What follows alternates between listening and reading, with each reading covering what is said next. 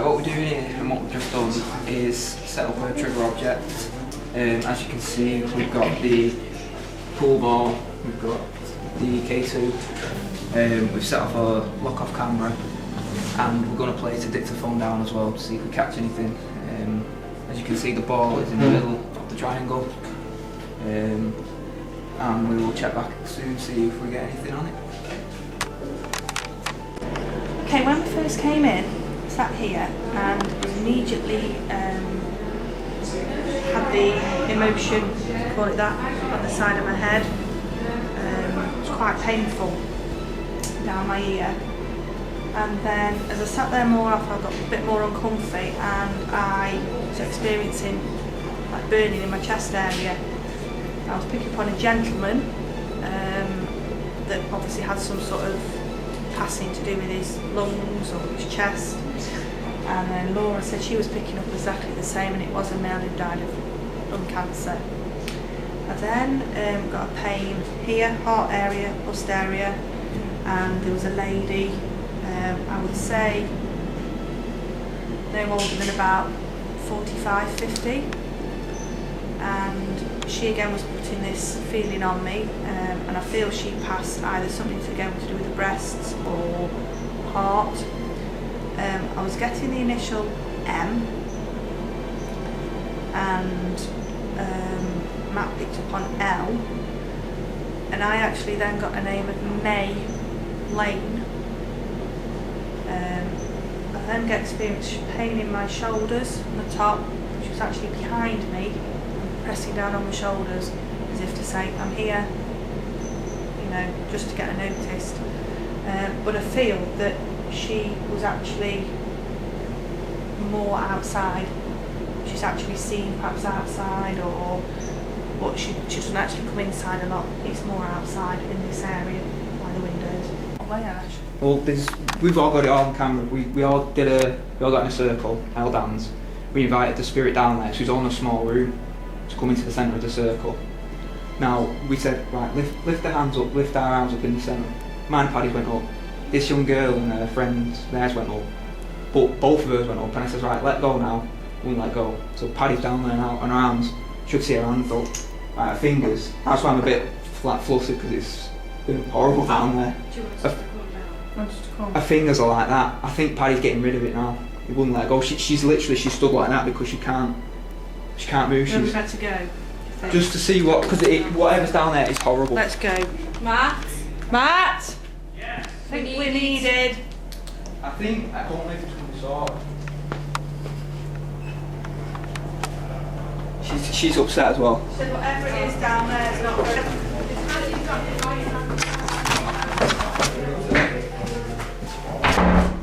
You alright? It's alright. It's this girlie. You alright? Yeah, fine. Yeah. Don't panic. You alright? Yeah, she's alright now. What we're doing, going back in, no? Yeah? I'll go back in. You lot want to back in? Okay, taps as well. Taps. Taps on barrels. Because if you look at the channel, you can play the video back. The weird thing is, I'll play it. You see the camera at the end?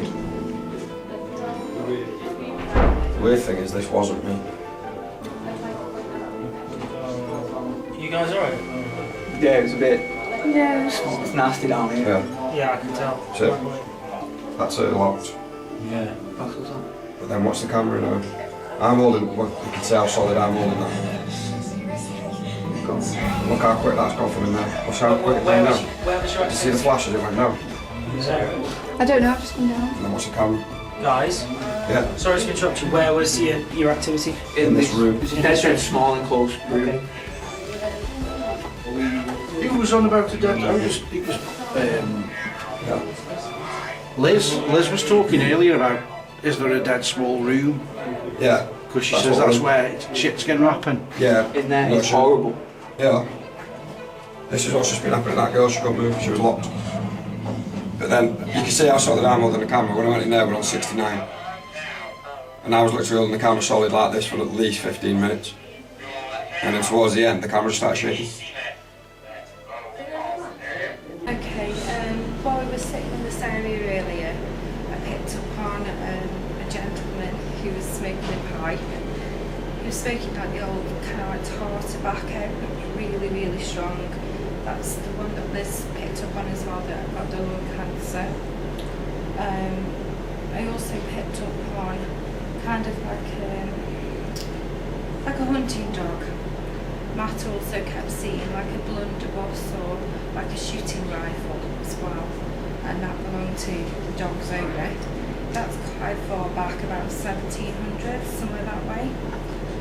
Also, I've got the name Diane or Deanne, a woman who was had an accident outside. She was hit by a car, and she sort of wanders around the car.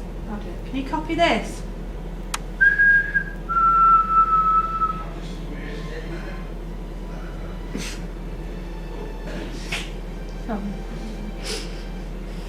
Can you copy this?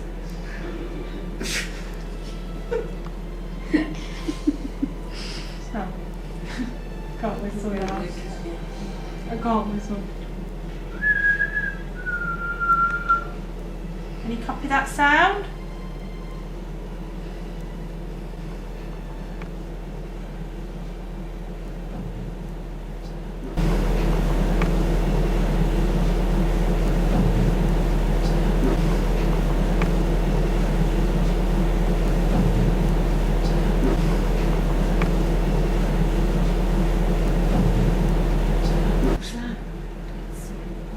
Can you copy this sound?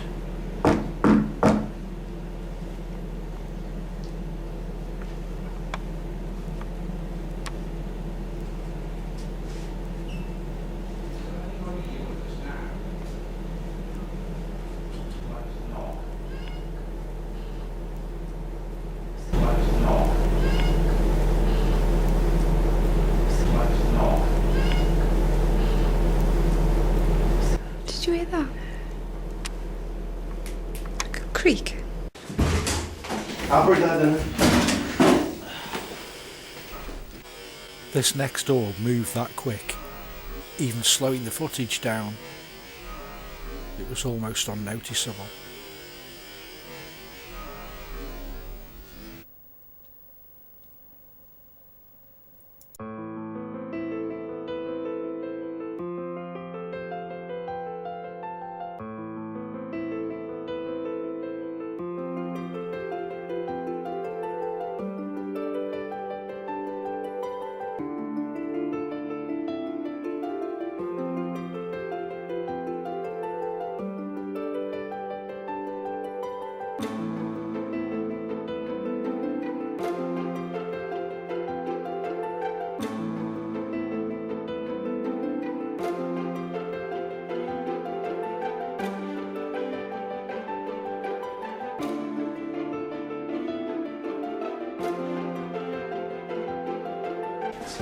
This might fall off. Right. Oh, wait, scream. I don't know what you're picking up on the camera or anything, but I've got a definite it's like a well, like a big hole, like a big pillar of energy here. I don't know which way.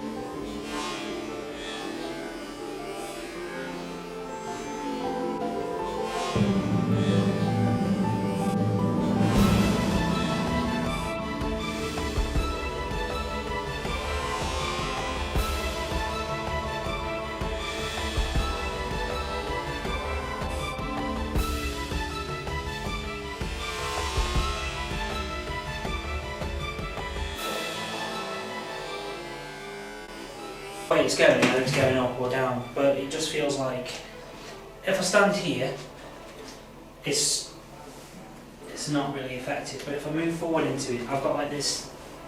It's about that wide, and it goes all the way up. I don't know whether the energy travels up or down. It's supposed to be Okay.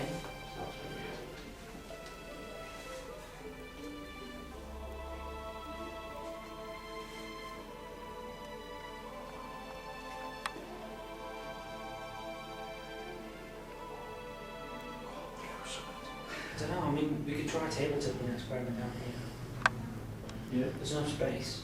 And with the energy world, it would be interesting to see what kind of readings we get. Right, me and Andy are just down the cellar. We're just on our own. There's a couple of people in the next room because we just had some activity in there. And one girl's had to go upstairs because she feels a bit ill. There's just me and Andy down here at the minute, and we've got the voice ghost box on. Matt's just gone to get the table, and we're going to try table tipping in here because there's quite a lot of space. Doesn't feel very nice down here. It feels a bit oppressive, a bit sick. But yeah, apart from that, we're just going to film some table tipping and see how that goes. Just out for a bit, or Just the same as like glass spin rally, just put, all I want you to do is just put your fingertips on the edge of the table, that's all. if there's any spirits, it goes all over the place. So I thought the first time we did.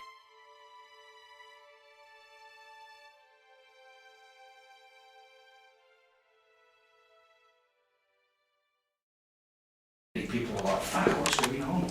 Yeah, You're right, Ash. it is Yeah, just need to exciting. tape. Police just need to So tape. Oh, all you tape. gotta do is If just you put want your underneath, lying Some down the stuff edge going of on in there. Let's check. see. I mean, there's nothing okey cokey Jason, going on it's at all. ripped. But if it Has does it? start lifting up off the floor, Is there a by camera all in means, there? have a look Yeah, you've got it on underneath. camera. Yeah. We Ripped, don't ripped. see anything because we don't know what's. Have you got a mark?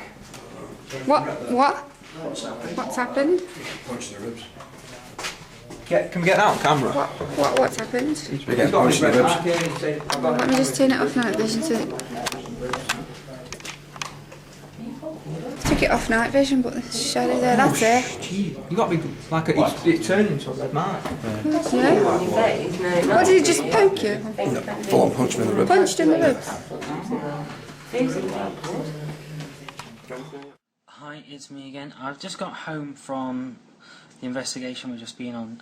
Just want to share with you a few thoughts from tonight. It's been quite good. I've quite enjoyed it. I mean, we first got there, we picked up on a few things here and there.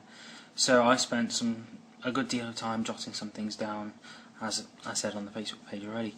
Had a bit of a wander around. From a mediumship perspective tonight, there was quite a bit of info I could have delivered. Most of it I wrote down, some of it I delivered on camera because we divided it between us as mediums for the venue, so we could record our own little bits and bobs, which you'll see obviously on the final footage. In terms of activity, some quite interesting points.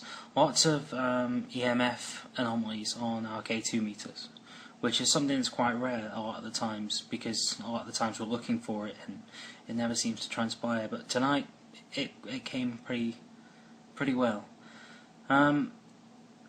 Up in the bar area while we were down in the cellar, they heard some mysterious growls and knocks and bangs. Whilst in the cellar, we heard lots of unexplained clicks, bangs and noises, and after having a poke around we couldn't find any plausible explanation for them other than what could be deemed to be paranormal, which was interesting. In terms of scientific stuff as well, we had a couple of light anomalies that we caught on camera. There was one when I was delivering for our mediumship perspective, and Andy caught it in the background, which was great. Other than that, it was interesting to meet some people there who were obviously the people that lived there and the staff that had really no experience of anything paranormal whatsoever, so they took it quite well, and there were some heartfelt messages for them as part of some of the vigils, but in the same respect they enjoyed it as well, which I hope to hear from them pretty soon.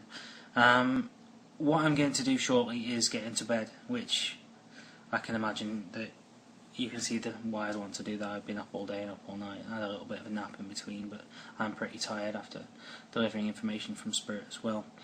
So tomorrow what I'm going to do is compile a complete report of what happened from my perspective, and also from the mediumship notes I wrote down earlier. I think that's pretty important. I wish you all a good night, and hope you look forward to looking at all of the footage as much as I do when it's finally produced. And stay tuned on our page. Thanks. Hi everyone. After watching the footage back regarding the investigation venue, I really do think that the venue does have some unexplainable entities, spirits. Wouldn't go to the point of saying I would categorically say the building is haunted, but there is some unexplained things that have actually gone on during the evening which warranting more investigation. We are definitely going to go back there and do another investigation with the landlord say so. I'd also like to take the opportunity in thanking Andy the landlord and the guys that stayed behind during the evening. Nice bunch of guys, did as they were told, listened, followed commands, and generally enjoyed themselves, I hope. But when it comes down to the footage, I'm sure you'll agree if you've watched the episodes 1 to 4, including this 1-5, there's quite a few things on there that we can't explain. Bumps, bangs, raps. We're one of them teams that don't sort of jump up and down and say we found something when we haven't. We do try to debunk everything. As you saw on some of the videos, I actually comment that it's people upstairs, and it could be this and it could be that, but the stuff that's actually on footage, if there's no explanation, there's no explanation. It's as simple as. So would I say the venue is haunted? On second thoughts, maybe yes. There is something there that wants to be known, and I think a revisit is an absolute necessity. We are going back to the venue in just over a month's time, I believe, so we will be bringing our findings and hopefully more conclusions to what's actually gone on during the investigation. It's been an interesting project. There's a lot of footage that you don't actually see, in particularly the seances. There was a couple of private messages that came through in a seance which we would not leave open to the public to view. Other bits of evidence that we found that's been debunked, you don't really need to know about that. We're a group that like to show evidence. We like to hold up evidence and show proper evidence. So with that, thanks very much for watching. Don't forget to subscribe to our Facebook channel and our YouTube channel. Details will come at the end of the video, and thank you very much for watching.